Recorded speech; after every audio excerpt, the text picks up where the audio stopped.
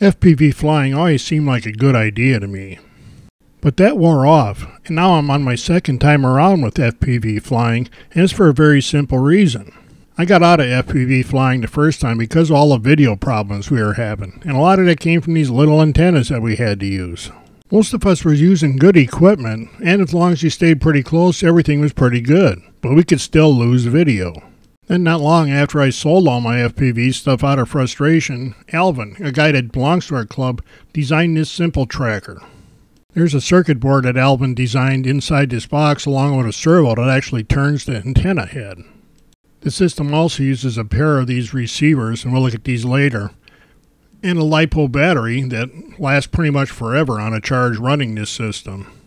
The simple tracker actually uses a pair of these diversity receivers, and there's a very good reason for that. This receiver is actually listening to the two outside antennas. One's tuned to be a little behind the incoming video signal, and the other a little ahead of that signal. The other receiver focuses on that center antenna to get the best quality signal. This more normal antenna is meant to pick up the video signal from your model when it's very close to the simple tracker. This AV cable is all that connects the simple tracker to your headset. We take the standard antenna off of the headset because we just don't need that right now. And then we plug the cord from the simple tracker into the video in socket on the headset. With the simple tracker plugged in, we have to remember to go on the bottom of the headset and flip the switch that tells the headset where the video signal is coming from. And you still have to have the headset set to the right frequency for the video signal coming from your model. Alvin also designed and manufactures this pan tilt mechanism that you can get with or without servos. This is also available on simpletracker.net. This is my first pan tilt mechanism, and it looks a little rough because it fell off of the airplane once about 100 foot up, and then I parked it in a big tree. But it's the same pan tilt mechanism and it works just fine. I've already installed a Fat Shark head tracker board in the goggles, and this is a special head tracker cord that actually goes to the trainer system on your radio. See the full review on my website to see how you program the radio for this system. The way this is set up, I can turn the head tracker off and the camera just returns to center. I don't have a real good explanation for how this works, but it does, and it really is nice when you're flying. All of these head tracker systems have been known to quit every once in a while. If that happens when the camera's off to the side like this, you're in big trouble.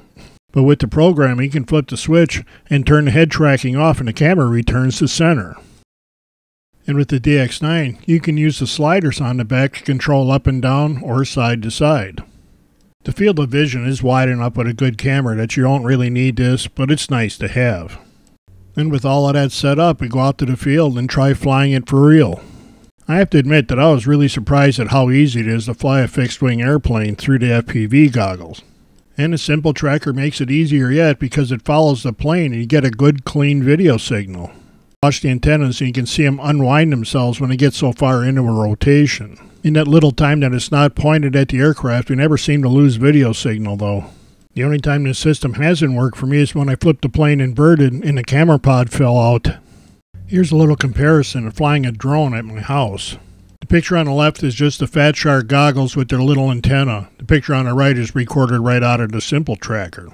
Both are recording the video signal from the drone at the same time. We have a few areas at our field that people normally get interference using the regular antennas on the headsets. But with the simple tracker, I haven't seen any of that. I have gotten out far enough where the radio signal just quit, but I had a great view of it through the simple tracker when it went down. And our guys have found out that if you take the simple tracker with you, as long as the battery hasn't come out of model, the simple tracker will take you right to it. So this time around, the simple tracker is keeping me in FPV flying because it's a lot more fun when you can see what's going on.